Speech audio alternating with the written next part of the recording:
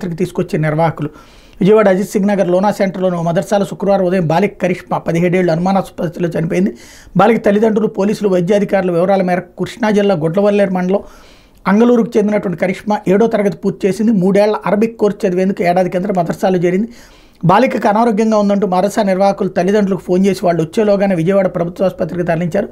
ఆసుపత్రికి తీసుకొచ్చేసరికి బాలిక చనిపోయిందని వైద్యులు ప్రకటించారు. ఈ మేరకు కుటుంబ సభ్యులకు, పోలీసులకు తెలియజేశారు. కరిష్మా మృతిపై అనుమానంలోనే తమకు న్యాయం చేసే వరకు మృతదేహాన్ని తీసుకెళ్లేది లేదని మదర్సా వద్దకు వచ్చి తల్లిదండ్రులు, బంధువులు ఆందోళన చేపట్టారు. మదర్సా నిర్వాహకుల వల్లే మృతి చెందిందంటూ కన్నీరు మున్నీరయ్యారు.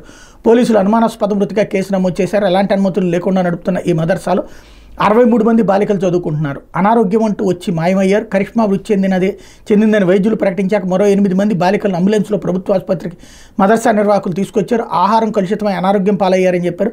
వైద్యుల పరీక్షలో బాలికలకు అనారోగ్యం కనిపించలేదు. దీని మీద ప్రశ్నించగా 2-3 రోజుల కిందట వాంతులు అయ్యాయంటూ పొంతలేని సమాధానాలు చెప్పి అంతలోనే అంతా కనిపించకుండా వెళ్ళిపోయారు.